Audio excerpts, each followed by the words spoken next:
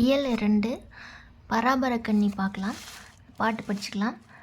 தம் உயிர் போல் எவ்வுயிரும் தானென்று தண்டருள் கூர் செம்மையருக்கு ஏவல் என்று செய்வேன் பராபரமே. அடுத்து அன்பர் பணி செய்ய எனை ஆளாக்கி விட்டுவிட்டால் இன்ப நிலை தானே வந்து எய்தும் பராபரமே. எல்லோரும் இன்புற்று இருக்க நினைப்பதுவே அல்லாமல் வேறொன்று அறியேன் பராபரமே. இந்த பாட்டை பாடினவர் தாயுமானவர். இந்த லைன் கொடுத்துட்டு என்ன பாடல்னு கேட்பாங்க. அடுத்து சொல்லும் பொருளும் பார்க்கலாம். தண்டருள் அப்படின்னா குளிர்ந்த கருணை, கூர் அப்படின்னா மிகுதி, செம்மையருக்கு அப்படின்னா சான்றோருக்கு, ஏவல் தொண்டு, பராபரமே அப்படின்னா மேலான பொருளை, பணி தொண்டு, எய்தும் கிடைக்கும், அல்லாமல் அப்படின்னா தவிர. இந்த பொருள் பார்த்துக்கலாம். அனைத்து உயிர்களையும் தம் உயிர் போல் கருதும் கருணை மிகுந்த சான்றோருக்கு தொண்டு செய்ய வேண்டும். அன்பர்களுக்கு தொண்டு செய்பவராக என்னை ஆக்கிவிட்டால் போதும், இன்ப நிலை தானே சேரும். எல்லாரும் இன்பமாக வாழ வேண்டும், அதை தவிர வேறு எதையும் நினைக்க மாட்டேன். நூல்வெளி பார்க்கலாம். இந்த பாடலை எழுதியவர் தாயுமானவர். இவர் திருச்சியை ஆண்ட விஜய ரகுநாத சொக்கலிங்கரிடம் தலைமை கணக்கராக பணிபுரிந்தவர். இப்பகுதி தாயுமானவர் பாடல்கள் என்னும் நூலில் இது உள்ளது. இந்நூலை தமிழ் மொழியின் உபநிடதம் அப்படின்னு போற்றுவாங்க. இப்பாடல்கள் பராபரக்கண்ணி என்னும் தலைப்பில் உள்ளன. கண்ணி அப்படின்னா 2 அடிகளில் பாடப்படும் ஒரு பாடல் வகை. ஒன்மர் பார்க்கலாம். தம் கூட்டல் உயிர் இதையே சேர்த்து எழுதணும்னா தம் உயிர்னு கிடைக்கும். இன்புற்று கூட்டல் இருக்க இதையே சேர்த்து எழுதணும்னா இன்புற்று இருக்கன்னு கிடைக்கும். தான் என்ற இந்த சொல்லை பிரித்து எழுதணும் அப்படின்னா தான் கூட்டல் என்று.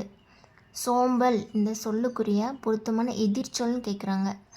நல்லா படிச்சுக்கணும். இது எதிர்ச்சொல். இதுக்கான எதிர்ச்சொல் சுறுசுறுப்பு. அடுத்து உரைநடை உலகம், நிலம் பொது.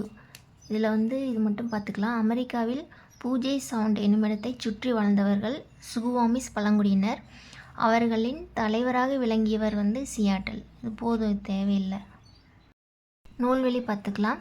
இந்த கட்டுரை பக்தவத்சல பாரதி எழுதிய தமிழக பழங்குடிகள் அப்படிங்கிற நூலிலிருந்து எடுத்திருக்காங்கன்னு சொல்கிறாங்க. பக்தவத்சல பாரதி தமிழக பழங்குடிகள் அப்படிங்கிற நூல் எழுதியிருக்காரு.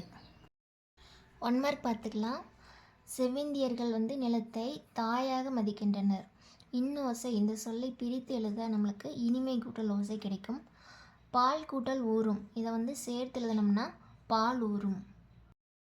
அடுத்து பாதம்ங்கிற ஒரு கதை கொடுத்துருக்காங்க. இதில் நூல்வெளி மட்டும் பார்த்துக்கலாம். எஸ் ராமகிருஷ்ணன் தற்கால தமிழ் எழுத்தாளர்களுள் குறிப்பிடத்தக்கவர். இவர் நாவல்கள், சிறுகதைகள், கட்டுரை தொகுப்புகள், சிறுவர் இலக்கியங்கள் என இவருடைய படைப்புகள் நீள்கின்றன. உபபாண்டவம், கதாவிலாசம், தேசாந்திரி, கால் முளைத்த கதைகள் முதலிய நூல்களெல்லாம் எழுதியிருக்கிறாரு. இந்த பாதம்ங்கிற கதை தாவரங்களின் உரையாடல் அப்படிங்கிற சிறுகதை தொகுப்புகளை இடம்பெற்றிருக்குது. அடுத்து இலக்கணத்தில் 4 வகை சொற்கள் பார்க்கலாம். தமிழில் சில எழுத்துகள் தனித்து நின்று பொருள் தரும். ஒன்றுக்கு மேற்பட்ட எழுத்துக்கள் தொடர்ந்து வந்தும் பொருள் தரும். இவ்வாறு பொருள் தரும் எழுத்துச் சேர்க்கை தான் நம்ம சொல்னு சொல்கிறோம். எடுத்துக்கிட்டால் ஈ, பூ, மை, கல், கடல், தங்கம் இந்த மாதிரி.